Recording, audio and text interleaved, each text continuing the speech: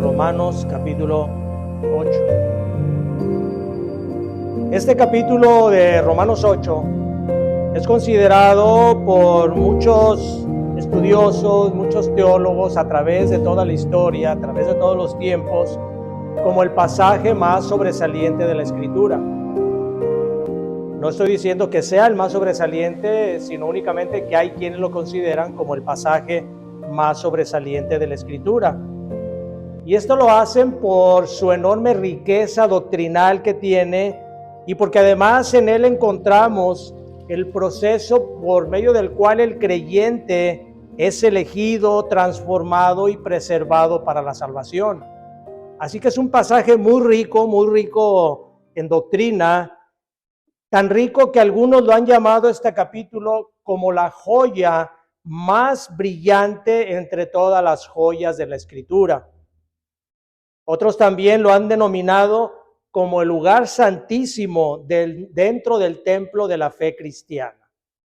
Un título muy bonito, un título que lo denomina a este capítulo como algo muy grandioso. Y de hecho lo es. Cuando nosotros nos ponemos a estudiar este capítulo de Romanos, capítulo 8, nos damos cuenta de que trae una gran riqueza para nuestra vida cristiana. Es tal la riqueza de este capítulo que prácticamente es imposible predicarlo en un solo sermón. Así que vamos a dividirlo en tres sermones, este capítulo, para poder entender todas aquellas riquezas que tiene este capítulo 8. En este capítulo vamos a encontrar tres temas muy importantes, además de varios temas, pero vamos a encontrar nosotros tres temas importantes que debemos estudiar, meditar, creer y aplicar si queremos nosotros llevar una vida cristiana plena, una vida cristiana de gozo, de paz y de confianza. Los tres temas que vamos a encontrar en este capítulo son, número uno, la vida espiritual del creyente. Ese es el primer tema que vamos a tocar en este capítulo, que de hecho va a ser el tema que vamos a estudiar en la mañana del día de hoy, la vida espiritual del creyente en Cristo. Ese tema lo encontramos de los versículos 1 al 16. El segundo tema lo llamaremos la elección del creyente para Cristo. Lo encontramos en el versículos 28 al 30.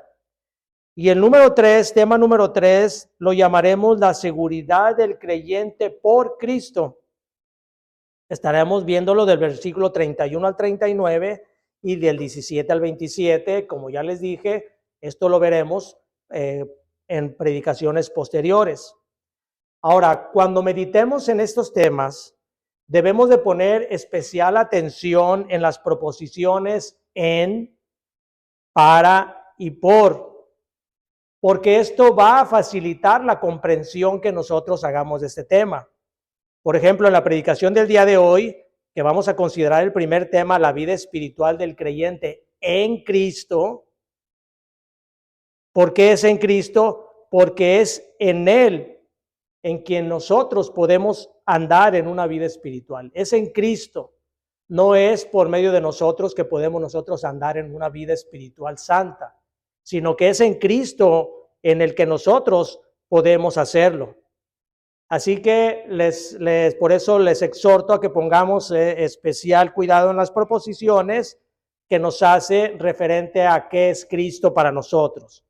La obra de Cristo, cómo obró en nosotros. En este caso, vamos a ver que la vida espiritual del creyente es en Cristo. Vamos a leer entonces Romanos capítulo 8 y vamos a leer del versículo 1 al 17. Dice así: ahora pues ninguna condenación hay para los que están en Cristo Jesús, los que no andan conforme a la carne, sino conforme al Espíritu. Porque la ley del Espíritu de vida en Cristo Jesús me ha librado de la ley del pecado y de la muerte. Porque lo que era imposible para la ley, por cuanto era débil por la carne, Dios, enviando a su Hijo en semejanza de carne de pecado, y a causa del pecado, condenó el pecado en la carne, para que la justicia de la ley se cumpliese en nosotros, que no andamos conforme a la carne, sino conforme al Espíritu. Porque los que son de la carne piensan en las cosas de la carne, pero los que son del Espíritu en las cosas del Espíritu. Porque el ocuparse de la carne es muerte, pero el ocuparse del Espíritu es vida y paz. Por cuanto los designios de la carne son enemistad contra Dios, porque no se sujetan a la ley de Dios ni tampoco pueden. Y los que viven según la carne no pueden agradar a Dios. Mas vosotros no vivís según la carne, sino según el Espíritu, si es que el Espíritu de Dios mora en vosotros. Y si alguno no tiene el Espíritu de Cristo, no es de él. Pero si Cristo está en vosotros, el cuerpo en verdad está muerto a causa del pecado, mas el Espíritu vive a causa de la justicia. Y si el Espíritu de aquel que levantó de los muertos a Jesús mora en vosotros, el que levantó de los muertos a Cristo Jesús vivificará también vuestros cuerpos mortales por su Espíritu que mora en vosotros. Así que, hermanos, deudores somos, no a la carne, para que vivamos conforme a la carne. Porque si vivís conforme a la carne, moriréis. Mas si por el Espíritu hacéis morir las obras de la carne, viviréis. Porque todos los que son guiados por el Espíritu de Dios, estos son hijos de Dios. Pues no habéis recibido el espíritu de esclavitud para estar otra vez en temor, sino que habéis recibido el espíritu de adopción por el cual clamamos, Abba, Padre. El Espíritu mismo da testimonio a nuestro espíritu de que somos hijos de Dios. Y si hijos, también herederos, herederos de Dios y coherederos con Cristo, si es que padecemos juntamente con Él, para que juntamente con Él seamos glorificados. Vamos a orar, hermanos, y poner en manos del Señor nuestra predicación. Bendito Padre, te damos gracias, Señor, por esta palabra que nos has dado. Gracias porque, Señor, nos permites exponernos a ella y de esa manera nosotros poder conocerte, avanzar más en nuestra vida espiritual. Rogamos, Señor, para que nos des corazones dispuestos a recibirla, que no haya en nosotros nada que nos pueda impedir hacerlo, Señor, y ruego, Señor, para que me des a mí la sabiduría necesaria para poder predicarla de la manera en que tú así lo tienes determinado. Lo pedimos en el bendito nombre de nuestro Señor y Salvador Jesucristo. Amén. Pablo inicia este capítulo diciendo, ahora pues ninguna condenación hay para los que están en Cristo Jesús, los que no andan conforme a la carne, sino conforme al Espíritu.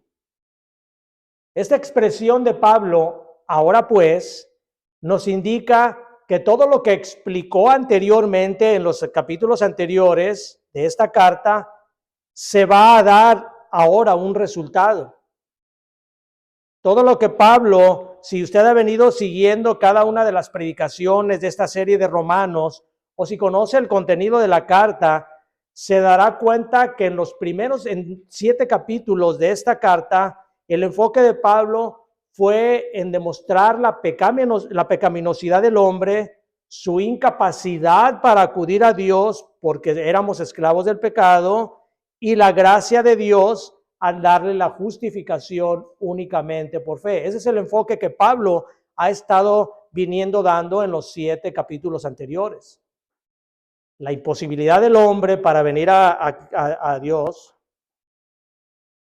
su esclavitud ante el pecado, pero también su gracia para que nosotros podamos ser justificados únicamente por la fe. Así que después de haber tratado con todo esto, ahora lo que va a hacer es demostrar que habiendo sido rescatados de la esclavitud del pecado por Cristo, ya no hay ninguna condenación sobre nosotros. Porque ya no vivimos nosotros bajo la ley del pecado, como ya lo hemos visto, que nos lleva a vivir en la carne, sino que estamos siendo conducidos ahora a vivir una vida conforme al Espíritu. Y aquí es necesario que pongamos mucha atención, hermanos, que cada que nosotros veamos Espíritu con mayúscula en la Escritura, se está refiriendo al Espíritu Santo. Cuando nosotros veamos con minúscula Espíritu, se está refiriendo a nuestro espíritu o cualquier otro espíritu. Pero cuando nosotros veamos el espíritu con mayúscula, se está haciendo referencia al Espíritu Santo.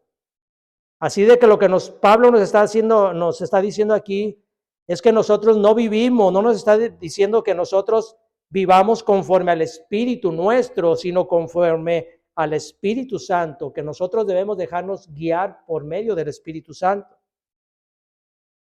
Y de hecho aquí Pablo este capítulo lo dedica mayormente a la obra del Espíritu Santo en la vida del creyente. En los capítulos anteriores, Pablo únicamente se había referido al Espíritu Santo en 2 ocasiones. Sin embargo, en este solo capítulo, Pablo habla del Espíritu Santo en 19 ocasiones, en los capítulos, en diferentes versículos, 19 ocasiones. Así que de ahí la importancia que Pablo le dé a la tercera persona de la Trinidad en la obra de nuestra salvación. Por eso vamos a ver muchas expresiones sobre el Espíritu y siempre va a estar designado con letra mayúscula.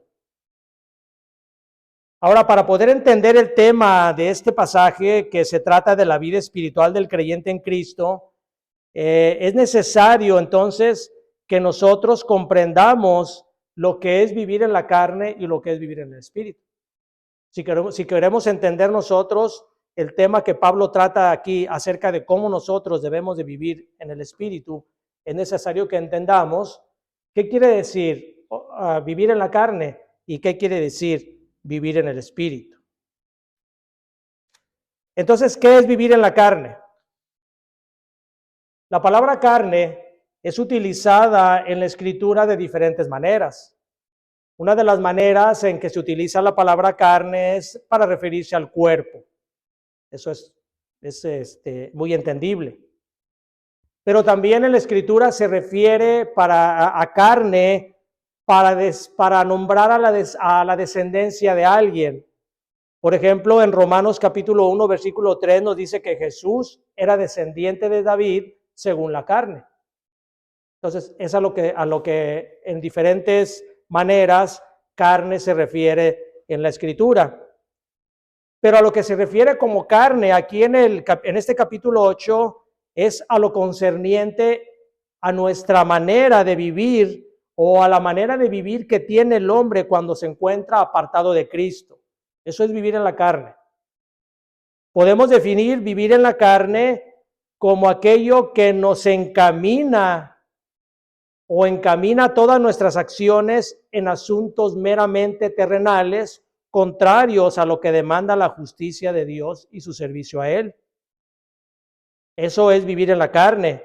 Vivir en la carne es cuando alguien, en lugar de procurar y servir a Dios, se preocupa más por servirse a sí mismo y agradarse en todos sus placeres y concupiscencias. Buscar siempre únicamente su placer, no servir a Dios, no agradar a Dios, sino buscar únicamente agradarse a Él mismo. Eso se le llama vivir en la carne. En la carta a los Gálatas, capítulo 5, versículo 19 al 21, nos arroja más luz para entender lo que es vivir en la carne. Dice Gálatas 5, 19, dice: y manifiestas son las obras de la carne, que son adulterio, fornicación, inmundicia, lascivia, idolatría, hechicerías, enemistades, pleitos, celos, iras, contiendas, disensiones, herejías, envidias, homicidios, borracheras, orgías y cosas semejantes a estas. Eso es lo que Gálatas nos habla acerca de lo que es vivir en la carne. Así que vivir en la carne es hacer aquello que nuestra naturaleza caída nos impulsa a hacer para agradarnos a nosotros mismos y que va en contra de Dios y de su justicia. Vivir en la carne significa lo mismo que estar controlados nosotros por el pecado. Eso es vivir en la carne. Ahora, ¿qué es vivir en el Espíritu? Vivir en el Espíritu es dejarnos controlar por el Espíritu Santo para llevarnos a vivir una vida en Cristo, poniendo en práctica todo aquello que agrada a Dios. Eso es vivir en el Espíritu. Dejarnos controlar por el Espíritu Santo para vivir una vida que agrada a Dios. Gálatas, ahí mismo Gálatas 5, 22 y 23 dice: mas el fruto del Espíritu es amor, gozo, paz, paciencia, benignidad, bondad, fe, mansedumbre, templanza. Contra tales cosas no hay ley. Así que volviendo a nuestro texto de estudio, Romanos capítulo 8, Pablo nos dice que no hay ya entonces ninguna condenación para los que están en Cristo. Y si el apóstol Pablo nos está diciendo que ya no hay ninguna condenación, quiere decir que entonces sí hubo anteriormente alguna condenación. A eso se refiere. Ya no hay condenación, es porque anteriormente sí hubo una condenación de la cual nosotros fuimos rescatados por Cristo. Es por eso que aquí en la Escritura nos dice que la condición para que ya no haya condenación en nosotros es que ya no andemos viviendo conforme a la carne, sino que andemos viviendo conforme al Espíritu, Espíritu con mayúscula, viviendo, siendo guiados y controlados por el Espíritu Santo. Porque dice aquí, porque fue el Espíritu Santo quien nos dio vida en Cristo, dice el versículo 2, porque la ley del Espíritu de vida en Cristo Jesús me ha librado de la ley del pecado y de la muerte. Por consiguiente, todos los que han sido liberados por el Espíritu siguen viviendo conforme a la carne y aún están bajo condenación. Perdón, los que no han sido liberados, no. Los que no han sido liberados por el Espíritu siguen viviendo conforme a la carne y aún están en condenación. Únicamente los que vivimos según guiados por el Espíritu Santo es los que ya no estamos en condenación por Cristo. Los que siguen viviendo conforme a la carne están siendo o continúan siendo viviendo bajo condenación.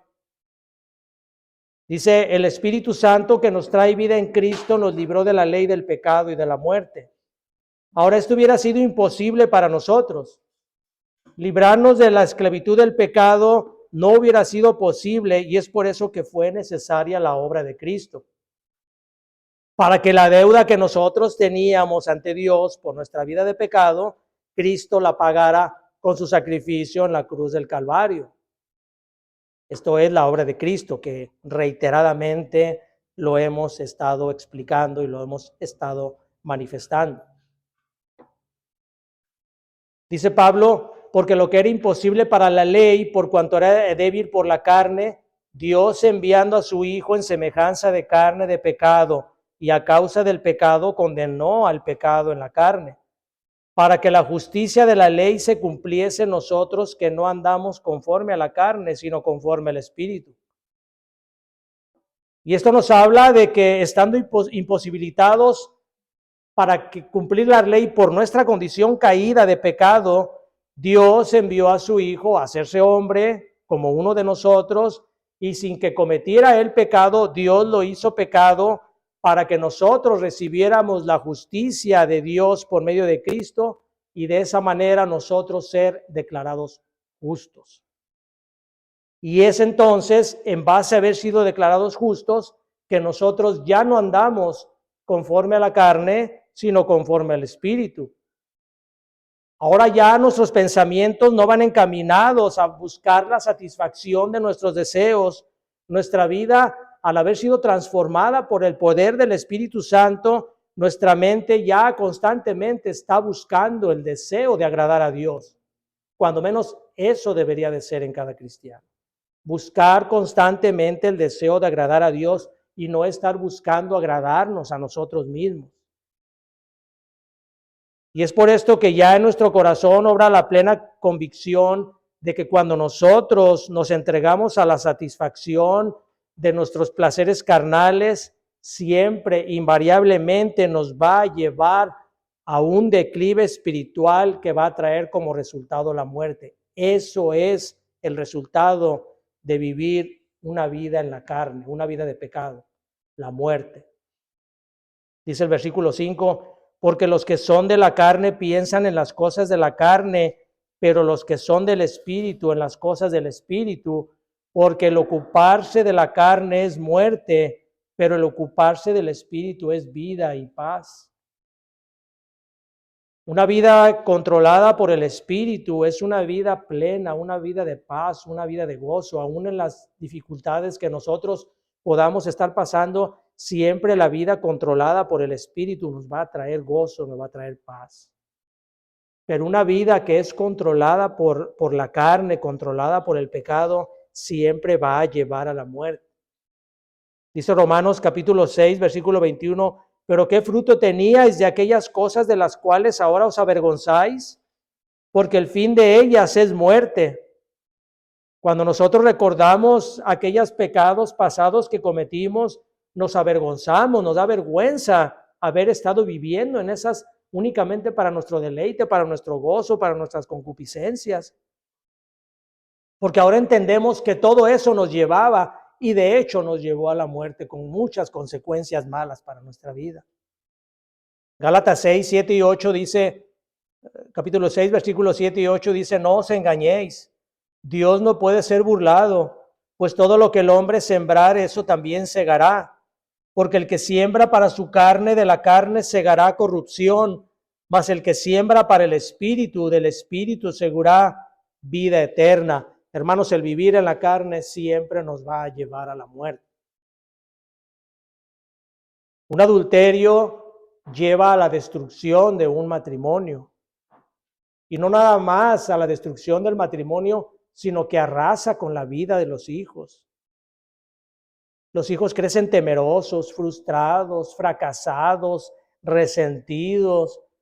La mayoría de las veces se entregan a vicios y son presas de malas compañías. Y hoy con el internet, además también son presa fácil de los depredadores.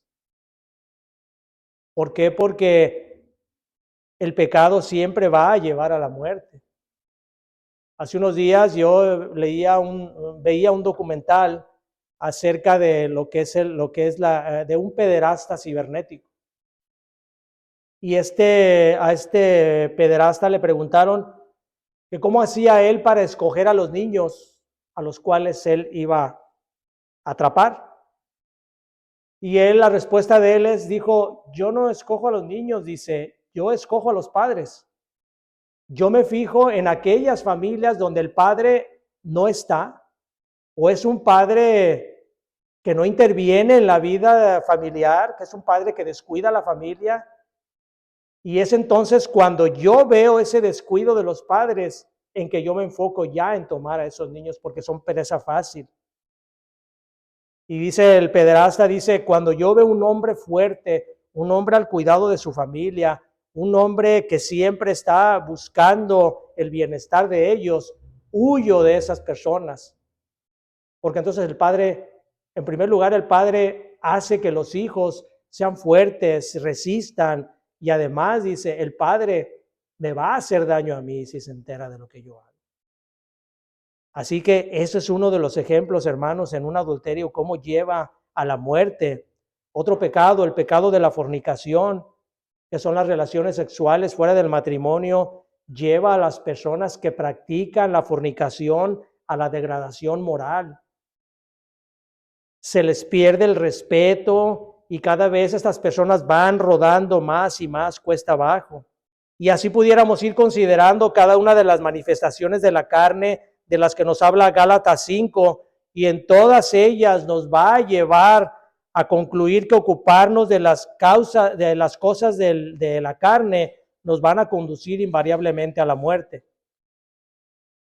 El hombre que vive su vida únicamente para sus placeres, dice aquí el capítulo 8, está enemistado con Dios porque no se sujeta a la ley de Dios, no vive de acuerdo a lo que Dios tiene establecido.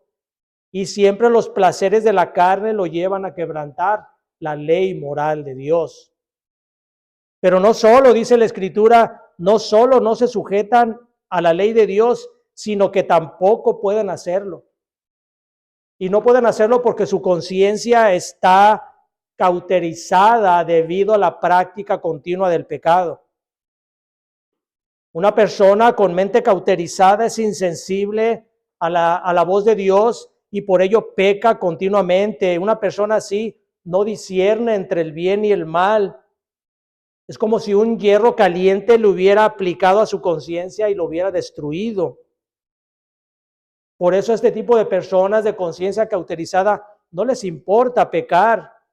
Al contrario, se deleitan en su pecado y no solo se deleitan, como dice el libro de Romanos, sino que también se complacen con aquellos que pecan. Estas personas que viven buscando satisfacer sus placeres, como dice Pablo, no pueden agradar a Dios.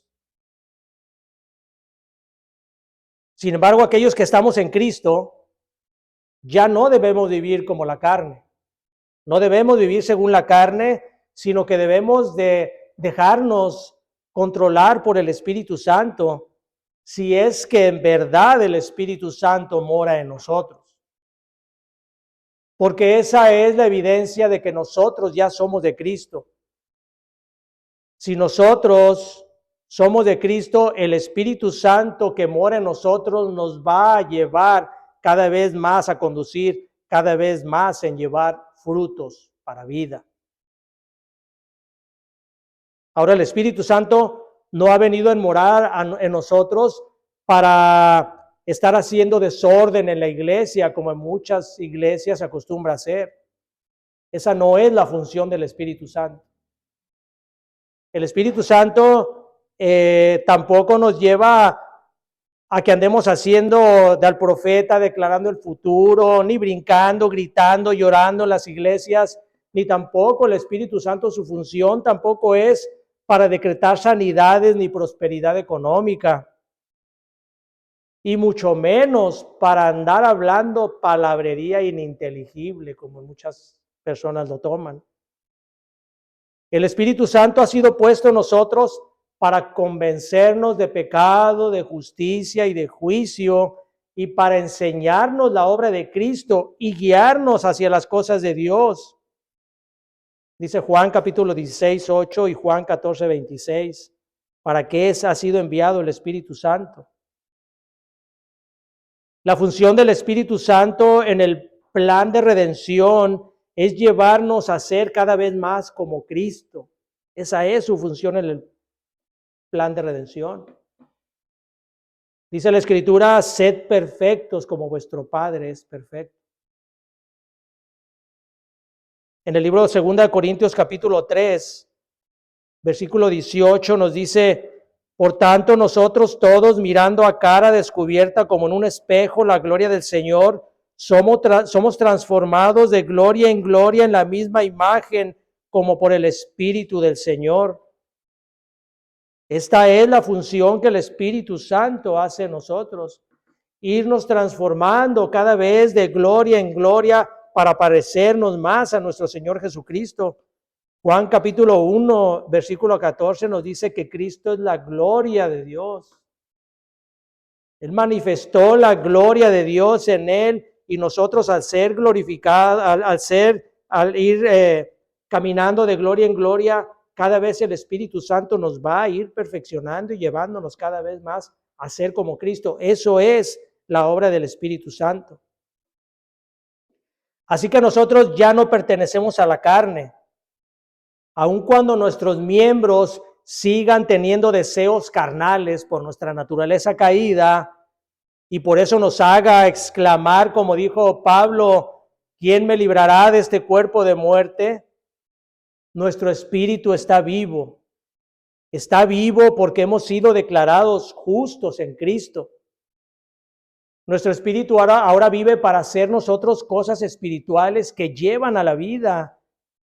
Y llegará el momento en que es el mismo espíritu que levantó a Cristo de los muertos, nos levantará a nosotros en un cuerpo glorificado, porque es ese mismo Espíritu Santo que levantó a Cristo de los muertos, el que ha sido depositado en nosotros. Él tiene poder, es la tercera persona de la Trinidad. El Espíritu Santo es santo, santo, santo, porque es Dios. porque es de la Trinidad, es el mismo Espíritu Santo que nosotros podemos recibir y que tiene el poder para mover en nosotros el deseo de agradar a Dios. Por lo tanto, nosotros ya no le debemos nada a las cosas de la carne. No somos deudores, como dice la palabra, no estamos en deuda ya con la carne. No estamos obligados a vivir en el pecado porque nosotros ya hemos sido libertados de esa esclavitud. Cristo rompió esa esclavitud, rompió las cadenas en el cual nosotros estábamos atados. Ahora nuestro entendimiento ha sido renovado y ahora entendemos que el vivir para la carne nos traerá siempre como consecuencia la muerte. Y por el contrario, si somos guiados por el Espíritu Santo, seremos encaminados a vivir una vida plena y además nos va a dar la fortaleza para rechazar todo intento de la carne que quiera volver a esclavizarnos al pecado. Un verdadero hijo de Dios se debe de caracterizar por ser guiado por el Espíritu Santo, porque es esta guía la que nos lleva a reflejar una vida de entrega a nuestro Señor. El fruto del Espíritu debe resultar en un carácter piadoso en el cristiano, porque hemos crucificado ya nuestras pasiones y deseos para no andar ya más nosotros en ellas. Cristo nos compró con su sangre para darnos un espíritu de valor, un espíritu de poder. Nosotros ya no debemos de temer a la muerte porque hemos sido adoptados por Dios como hijos suyos.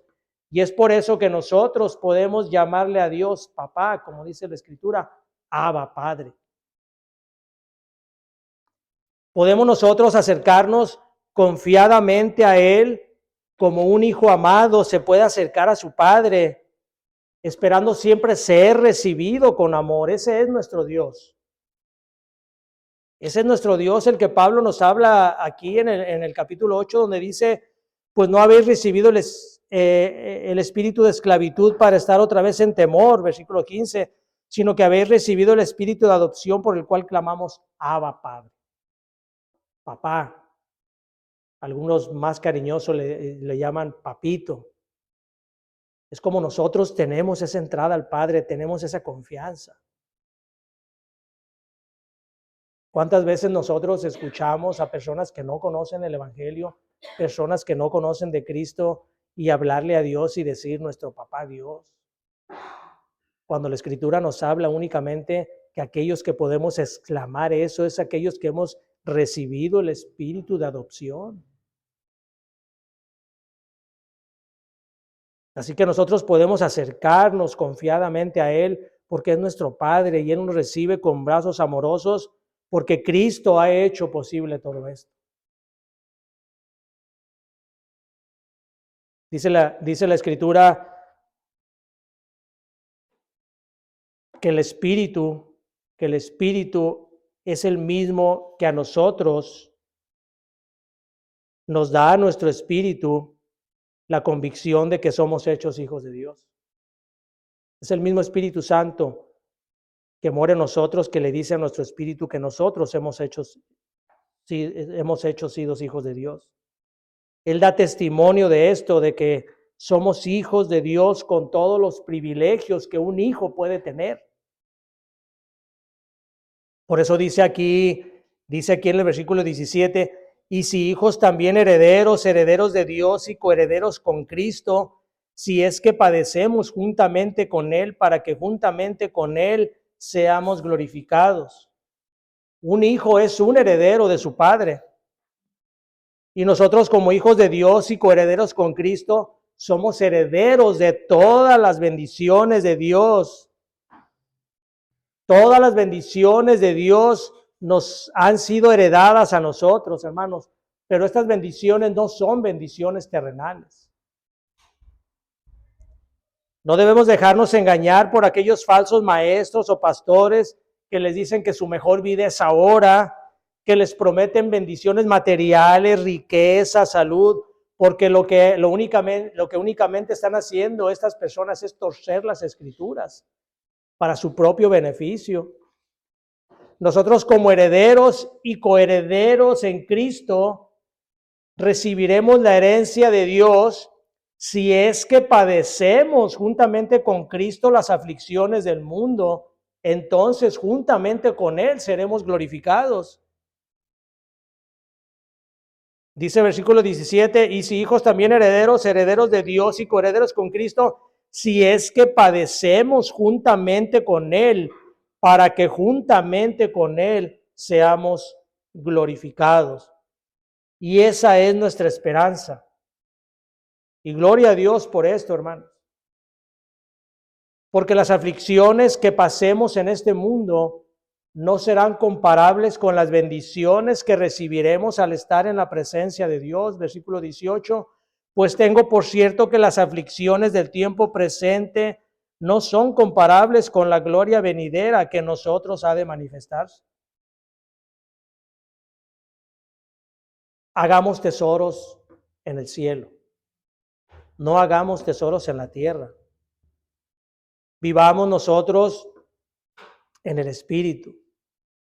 Deje que el Espíritu Santo lo controle, hermano. No viva según la carne. Una persona que ha sido redimida, su pensamiento ya no debería de estar en la manera de agradarse él mismo. Un espíritu transformado, un corazón transformado, lo que debe de buscar o lo que busca realmente es cómo agradar a Dios, aquel Dios que se sacrificó por él, aquel Dios que en sus brazos amorosos siempre lo ha ido llevando. Como decía el salmista, me traías en tu mano derecha. Hemos sido grandemente bendecidos por nuestro Señor al habernos dado la salvación, y lo menos que podemos hacer nosotros, y aún para nuestro beneficio, es dejarnos controlar por el Espíritu Santo. No viva, hermano, no viva según la carne, viva según el Espíritu. Ahora, si usted está siendo controlado por las pasiones de la carne, dice claramente la Escritura, usted no es de Cristo. Versículo 9 dice, mas vosotros no vivís según la carne, sino según el Espíritu, si es que el Espíritu de Dios mora en vosotros, y si alguno no tiene el Espíritu de Cristo, no es de Cristo, no se engañe. Si usted no tiene el Espíritu, no está siendo controlado por el Espíritu, no es de Cristo. Ahora, esto no quiere decir que no podamos estar pecando. Claro que estamos pecando y pecamos continuamente. Pero una persona que tiene el Espíritu lo está constantemente, lo está convenciendo de pecado, de justicia, de juicio, para que usted vaya encaminado siempre a los caminos correctos. No somos perfectos, no vamos a llegar a ser perfectos sino hasta la glorificación. Pero si usted está siendo dominado por las pasiones de la carne, usted no es de Cristo, como dice la Escritura, y no importa si en alguna ocasión hizo una oración para recibir a Cristo, o incluso si pertenece activamente a una iglesia, si está viviendo en la carne, usted, como cualquier incrédulo, necesita de venir a Cristo en arrepentimiento. Es un error decirle a una persona que está viviendo en la carne que es cristiano solo porque en alguna ocasión hizo la oración para recibir a Cristo, aquella famosa oración que es antibíblica. El enemigo de nuestras almas puede estarle haciendo creer a usted que está viviendo su vida de manera correcta, aun cuando todo lo que hace usted es únicamente para estar satisfaciendo su carne. Así que si usted está en esta condición, lo primero que tiene que hacer es reconocerse como pecador y reconocer que necesita de un Salvador. Primera de Juan 1, 8 al 10 dice, si decimos que no tenemos pecado, nos engañamos a nosotros mismos y la verdad no está en nosotros. Si decimos que no hemos pecado, le hacemos a él mentiroso y su palabra no está en nosotros. Ese es el primer paso que debe de dar si usted no está en Cristo. Y una vez que haya reconocido usted como pecador, vaya a Cristo en arrepentimiento. Pídale que lo perdone y pídale que le dé de su gracia de la salvación. Tiene esta oportunidad de hacerlo. Es la única manera que usted pueda librarse de la condenación eterna. La única manera es reconocerse que usted es pecador. Venir a Cristo en arrepentimiento, poner su fe en Cristo y entonces pídale que le dé el regalo de la salvación. Porque de otra manera, usted estará perdido eternamente. Vamos a orar.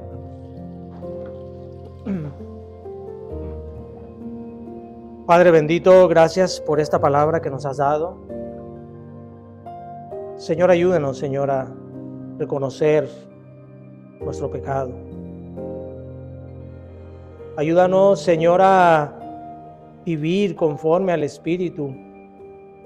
Que no seamos controlados ya más por la carne, por los placeres, por los deseos de nuestra carne, sino que ahora pongamos toda nuestra confianza en el bendito Espíritu Santo que levantó a nuestro Señor Jesucristo de los muertos y que mora ahora en nosotros.